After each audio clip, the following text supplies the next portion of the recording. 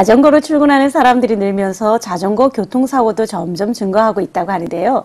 요즘 날씨가 좋아져서 자전거 이용하시는 분들이 많아 주의를 많이 해야 될 것 같아요. 네, 서울연구원은 6일 서울의 자전거 교통사고 언제 얼마나 발생하나를 발간했는데요. 이에 따르면 자전거 교통사고는 봄과 가을에 집중이 되었다고 합니다. 사고가 봄과 가을에 집중되는 이유는 봄과 가을은 나들이 하기 좋은 날씨로 자전거 이용객이 늘면서 사고도 자주 발생하기 때문인 것으로 분석되었습니다. 요즘 나들이 하기 좋은 날씨가 이어지고 있는데요. 오늘은 약간 비가 오락가락하지만요. 자전거 이용하시는 분들이 특히 많이 주의하셔야 할 것으로 보입니다. 네, 특히 자전거 사고의 70%가 14살 이하의 어린이들이라고 하니까 우리 부모님들께서 특별히 신경을 쓰셔야 할 것 같은데요. 안전하게 자전거를 이용하려면 어떤 점을 주의해야 될까요? 네, 자전거는 도로교통법에 따라 차로 구분이 됩니다. 따라서 기본적으로 자전거 운전자는 차의 운전자에게 적용되는 교통규칙을 똑같이 준수해야 합니다. 네. 도로교통법 중에서 어린이에 해당하는 것을 몇 가지 알려드리도록 하겠습니다. 도로교통법에서는 어린이의 보호자는 도로에서 어린이가 자전거를 타는 경우 어린이의 안전을 위해 인명보호 장구를 착용하도록 해야 합니다. 여기서 인명보호 장구란 안전모를 말하는 것인데요. 다음과 같은 기준을 만족하는 안전모를 착용하여야 합니다. 즉, 좌우 상하로 충분한 시야를 가질 것, 바람의 압력에 의해 햇빛 가리개용 앞창이 시야를 방해하지 아니할 것, 청력에 현저하게 장애를 주지 아니할 것, 충격의 흡수성이 있을 것, 충격으로 쉽게 벗어지지 아니하도록 고정할 수 있을 것, 무게는 2kg 이하일 것, 인체에 상처를 주지 아니하는 구조일 것 등의 기준을 만족하여야 합니다. 그리고 자전거와 관련한 교통안전 교육을 하여 주셔야 하는데요. 도로교통법에서는 초등학교와 중학교의 장이 자전거 이용과 관련된 교통안전 교육을 시행하도록 하고 있으나 집에서도 기본적인 안전 교육을 하도록 하시는 것이 좋겠습니다. 네. 말씀드릴 내용을 참고하셔서 좀 자녀에게 가르쳐 주시면 좋겠는데요. 먼저 자전거 도로가 따로 있는 곳에서는 그 자전거 도로로 통행을 하여야 하고 자전거 도로가 설치되지 않는 곳에서는 도로 우측 가장자리에 붙어서 통행하여야 합니다. 그리고 안전표지로 통행이 허용된 경우를 제외하고는 2대 이상이 나란히 차도로 통행할 수 없습니다. 어린이, 노인, 신체장애인에 해당하는 경우에는 보도로도 통행할 수 있으나 보도 중앙으로부터 차도 쪽 또는 안전표지로 지정된 곳으로 서행하여야 하며 보행자의 통행에 방해가 될 경우에는 일시 정지하여야 합니다. 네, 길을 다니다 보면 일반 횡단보도와 자전거 전용 횡단보도가 있는 곳이 있는데요. 어떤 차이가 있나요?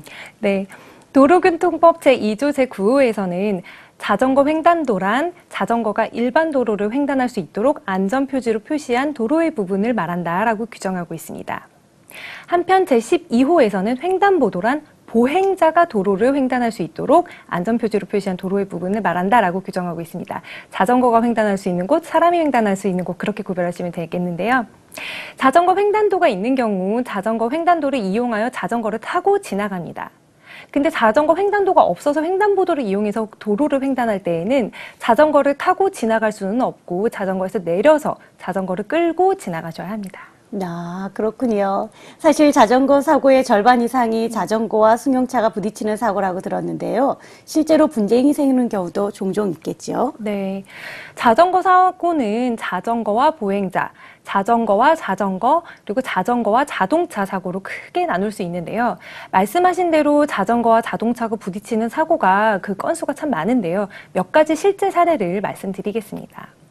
첫 번째 사례는 도로변에 자동차를 주차한 후 하차하기 위해서 운전석 문을 열다가 마침 뒤에서 오는 피해자 자전거의 핸들 부분을 운전석의 문으로 쳐서 그로 인해 넘어진 피해자에게 상해를 입게 하고도 아무런 구호 조치 없이 현장에서 이탈한 사례였습니다. 대법원은 자동차의 교통으로 인해서 사람을 다치게 하고도 구호 조치 없이 도주한 경우에 해당한다고 판단하여서 처벌하였습니다. 네. 두 번째 사례는 자동차뿐 아니라 자전거도 밤, 즉 해가 진 후부터 해가 뜨기 전까지 등을 켜야 한다는 점에 주목한 판결인데요. 좀 오래된 판결이긴 하지만 밤에 이러한 등을 켜지 않고 차도를 무단횡단한 자전거를 친 그 자동차 운전자에 대해서 야간에 등을 켜지 않은 자전거를 타고 무단횡단하는 경우까지 예상해서 제한 속력을 감속하고 또 잘 보이지 않는 반대 차선의 동태까지 살피면서 서행하여야 할 그러한 주의 의무까지는 없다라고 보아서 자동차 운전자에게 무죄를 선고하였습니다. 네, 그렇군요. 그래서 요즘엔 아예 자전거 블랙박스를 달기도 한다던데 자전거 사고 발생 시에 어떤 점들을 기억해둬야 할지 자세히 소개해 주시죠. 네, 자전거 사고 발생 시 두 개를 기억하셔야 됩니다. 구호 조치와 신고 의무입니다. 먼저 구호 조치에 대해서 말씀드리겠습니다. 도로교통법 제54조 제1항은 교통으로 인해 사람을 사상하거나 물건을 손괴한 때에는 그 자전거 운전자는 즉시 정차하여 사상자를 구호하는 등 필요한 조치를 해야 한다고 규정하고 있습니다. 이를 위반해서 교통사고 발생 시 필요한 조치를 하지 않은 사람은 5년 이하의 징역이나 1,500만 원 이하의 벌금을 부과합니다. 두 번째로 교통사고가 났을 때 자전거 운전자는 경찰 공무원이 현장에 있는 때에는 그 경찰 공무원에게, 경찰 공무원이 현장에 없는 때에는 가까운 국가 경찰 관서에 사고가 일어난 곳 사상자 수 및 부상 정도, 파손당한 물건 및 손괴 정도, 그 밖의 조치 사항 등을 지체 없이 신고하여야 합니다. 다만 운행 중인 자전거만이 손괴된 것이 분명하고 도로에서 위험 방지랑 원활한 소통을 위해서 필요한 조치를 다 하신 때에는 신고하지 않으셔도 됩니다.